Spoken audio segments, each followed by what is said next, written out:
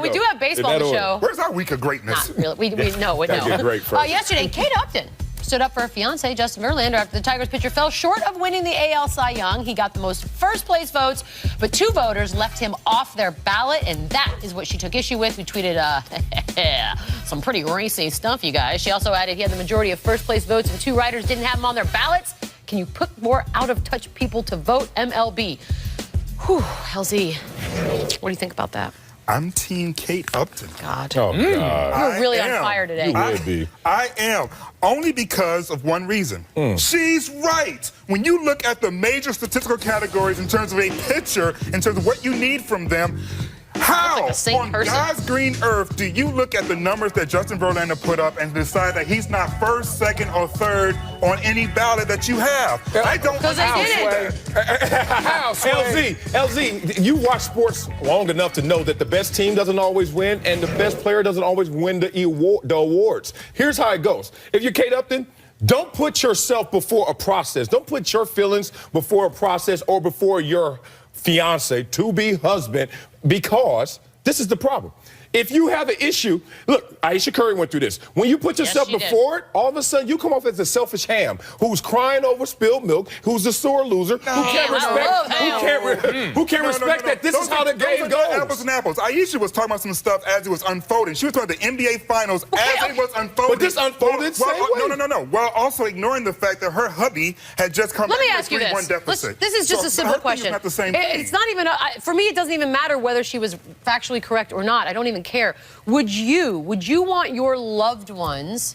This is really the argument for me, because I always get uncomfortable because the idea of a loved person in my circle of life making a scene is horrifying to me. Like, I would never want them to do that. Hold on 1 second, because some stuff happened at work, and I just need to tweet about it. I hate you. Don't you ever. You know what? In a vacuum, It's it a works. lot. It works. You like to see someone sticking up. In a lot of in a cases, you can't say these things as the athlete, so it's nice to maybe get out those true feelings. But then when the rest of the world's around there, all of a sudden it just makes you all look petty. If my wife signed up to all of a sudden start commenting on my job, I feel like, baby, what we really got going on here? I'm with Kate Upton. You go ahead and ride or die for your boo, girl. You go do you. You do you. I need you to just not talk for the rest of the show.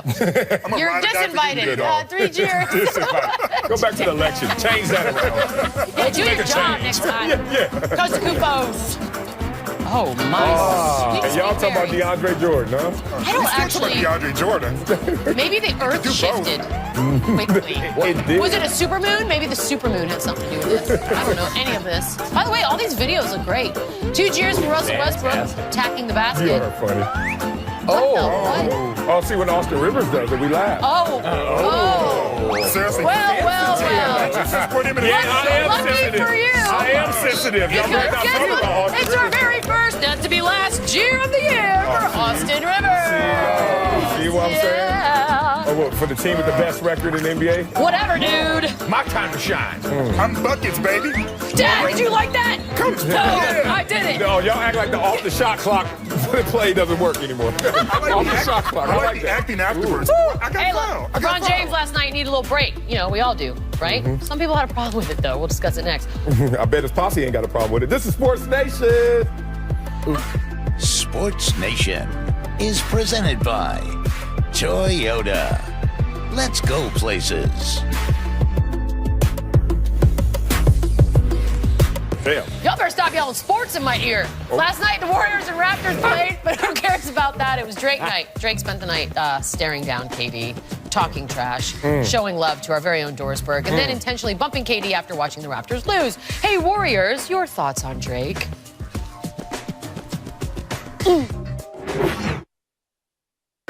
Drake's boost cost them the game tonight. What is that? I don't know. I don't get involved with fame. I'm just a low-key guy. Are you hanging out with Drake tonight? Is that what he's saying? No, not me. I'm not famous. I'm going to read my book. This was Drake night here, and he's the one who just interrupted us. Give me a taste of what the trash talk was like, what the what the interaction was like with your buddy there. I don't give a damn about no damn Drake night. So stupid. There's a lot of focus on Drake today. Raptors actually lost the game. There was a game. Did Drake ruin Drake night? You know, full disclosure here, I don't get what I'm watching right now because just 2 weeks ago, hanging out with our own Peter Rosenberg at Delilah's on a Friday night, guess who were best friends? He wasn't invited. Wow, guess who were best friends? One Kevin Durant after a loss to the Lakers, and one Drake was sitting there the whole night chopping it up at the bar. Were they booed up? I mean, they were cool as it could be in that moment, and now I see all this. I don't know what happened at the bar. That said, I think athletes can just totally block out Drake, block out the super fan. It's fun in the moment when like we had Jay-Z at one of our games. I say, hey, what's up, Jay-Z? Nice to meet you. Hey, Rihanna. Then you go play football. It's like I block you out. I think the opponents block you out, so Drake didn't really ruin anything. We're not allowed to reference that Jay-Z and Rihanna used to hang out. Oh, I saw it. Ooh, I'm sorry. Look at me. I'm snitching. Got a little up bit here. awkward there. I just snitched out. Sorry, I got you. I fixed it. This kind of messed up for the Raptors, right? Like it's like you have a birthday party for your girlfriend and she comes and flirts with your better-looking, more successful best friend when he comes into town. That's the sort of messed up part. I mean, right you there, right? nailed that. Hey, listen, a little too close. We need to move on quickly. Just get the camera off. My question is Drake going to be the new Spike Lee? He's not there yet. No, is he's he the not new quite. Jack Nicholson? He's not there yet. So where exactly is he? You know, he's just like some dude who's Steve Ballmer light. Whoa. Like too far. Too far? Okay, too far? Yeah, let's too bring irritating? it back a couple steps. It's not quite there yet. Yeah. It's like an Ashton Kutcher. Is that a thing? No, that doesn't. I don't think that's a thing for what. No. I'm just thinking of names. Yeah. I can't decide who that's more disrespectful to. Yeah, you went the wrong way. I'm done with you guys. More hoops. This guy, Kristaps Porzingis went crazy. Career high 35 points, and in the process, he had some dunks. He had some block shots. And I got to be honest with you guys, his stare down is perfect. There were even chants of MVP from the Madison Square Garden crowd, which led Frank Isola to write the following. A seismic shift is developing at Madison Square Garden. The Knicks are slowly but surely evolving into Kristaps Porzingis' team. It is an inevitable and necessary transformation for the franchise. Is this just now happening?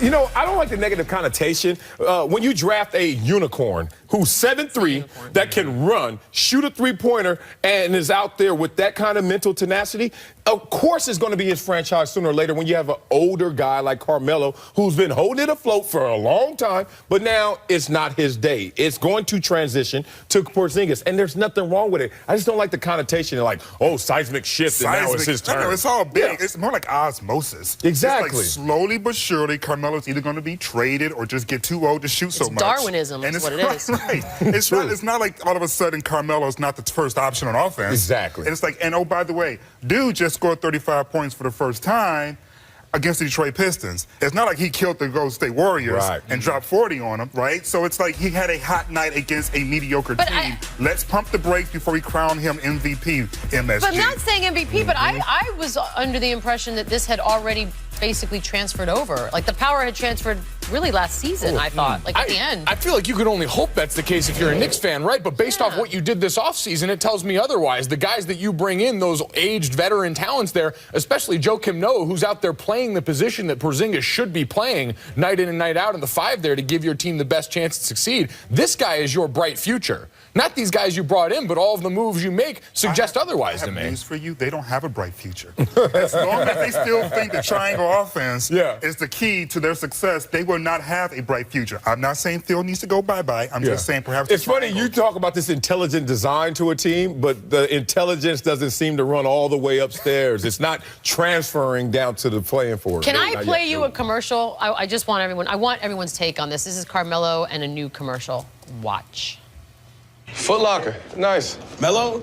Yeah, the Week of Greatness is back for year 5. You been? Not yet, but I'm planning on it. You don't sound too urgent. The window for greatness closes fast. I've experienced my fair share of greatness. I mean, you're definitely really good, but greatness? I'm a 9-time All-Star. That's more of a popularity contest. I won a national championship in college. Come on, man, that doesn't really count. I have 3 gold medals. Against, like, Peru. You guys spend a lot of time commenting on the internet? Yeah. That's what I thought. I know, you're probably all thinking, where was the punchline? There wasn't one. That was the commercial, and you like it. I liked it a lot. How? For a couple reasons. One, did you see the guys in the background balling in the court? Okay. So it's like gym ratness spoke to me. Oh, okay. Yes. No, look. All right. I was waiting to see that ball-is life connection. It's like going, those are my dudes in the background. Okay. But then also, I just love the fact that Carmelo, has enough self-awareness to know these are the comments people are saying about him. This is how he feels about it. And oh, by the way, most people who are talking that gang are just some dudes on the internet and gals. Thank on you. the internet. Thank you very much. I am on the internet. I still believe in equality. Gals. Thanks, Dad. Let me help you out. Just kind of, Let me say this. Why there was no punchline? Because it was a matter-of-fact commercial, and everything was spoken there was a fact. But those kids won the argument. No, they didn't. They lost the argument. Are you kidding me? There's a completely different argument between individual greatness, which Carmelo exudes, and then a team success. You don't have to win championships to be individually great. All right, and Carmelo is individually great. great. Let's go through it. All-Star. Popularity contest? Yes. For some. Olympic medals. Do we all care? No. Damian Lillard had a struggle getting an all-star vote. That's not popularity. It's a popularity contest for the starters. For some. The coaches select for the reserves. bench. Thank you. For the bench. So I'm not talking about his greatness, though. I'm talking about that commercial. And if I'm him, I'm upset looking at Tom Brady getting his shine in that commercial. And all of a sudden, I get clowned by that. No, Tom Brady's commercial was better than D'Angelo. D'Angelo's was best. Then Tom Brady, and then Carmelo. We're going to do a whole special show about that. Welcome back. We got to get right back into hoops talk because LeBron James sat out a game last night and gasp. It was not didn't seem like a big deal to many except for Bob Kravitz, who wrote the following quote: "The wussification of America is complete now. We have LeBron James sitting out the 11th game of the regular season. Remember the old days when Larry Bird and Magic Johnson routinely took the night off 3 weeks into the season so they could properly maintain their bodies and get the proper amount of beauty sleep? No, me neither." Okay. By the way, I don't even want to pile on Kravitz because I've seen a few people doing this today, like getting really, really upset that he sat out. Is this a big deal? No. And Mr. Bob Kravitz. I mean, man. If you look at the statistics, which I am a big fan of. Why don't you understand? Who has played more minutes than Magic Johnson and Larry Bird? Let me guess. LeBron freaking James. Hello. So while you're busy talking about how LeBron's being a wuss because he's not showing up, there is no one of any generation that has played this many minutes at this point in their career ever, in large part because, he's in the playoffs. He's in the finals like every freaking year. Straight. I mean, you talk about Does anyone up here agree that? I don't have a problem with that at all. Yeah. I mean, look, the evolution of the sport and the understanding of technology, how to take care of yourself, all those things add up to a smarter player. Not a working harder player, a player who is smarter, more efficient. But how do we explain to our kids? How do we tell the children that this is about the greater good? You want LeBron to miss 4 or 5 games so that he can avoid missing weeks at a time with a potential injury with that wear and tear. He ain't getting any younger. No. We got to start guarding. We know he's Teflon, but at some point, everyone breaks. We all agree. The perfect example of that is Serena Williams. Serena only plays like 7 or 8 tournaments, but she's still ranked #1. She's still the top draw because she is preserving her career. And P.S. Popovich made this an art form. Thank you. You're not getting any complaints out of me. You call him Popovich or wussification? Is that what he's going to? Never. He could say whatever he wants. Next up, ban football.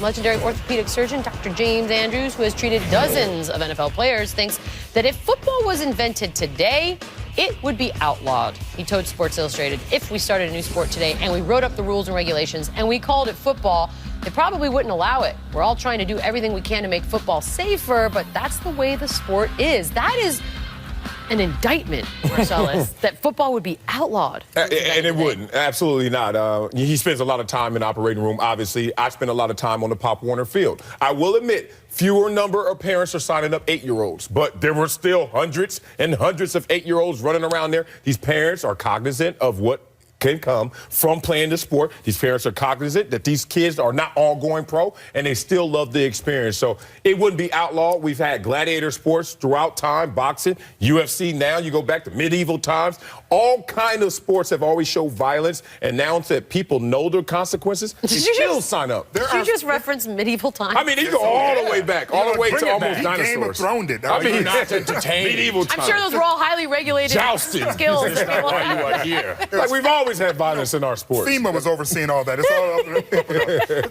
the thing is that as long as, especially in Texas, that you have huge, massive stadiums being built for high school football. 20, 30,000 and some school districts where they can't even keep the doors open in the school buildings, but they find the money to open up these stadiums. I think we're okay in assuming that football is going to make it past all of the concussion conversations we're having. It would still be around, but it could look different, and football already looks different than from a long time ago. We're not acting like this is a stagnant thing. They're constantly moving and changing the parts around here to make it safer, to make it more appealing to a lot of those groups, and to help going forward now those kids you talked about on the Pop Warner field that are going to be the next generation of guys we see on Sundays. The game is moving in a better place because we're starting young with a lot of that stuff. Yeah, to your point, when I played, it felt like 2 concussions a year. Now there's 2 concussions a game. So obviously there are preventative measures out there. The guys are being smarter about it. But you're right. It's evolving. It's going to have a different complexion, but people are still going to participate. What do you think Bruce Arians is going to think about the good doctor statement on the safety of football? Do you think he's going to have a problem with it?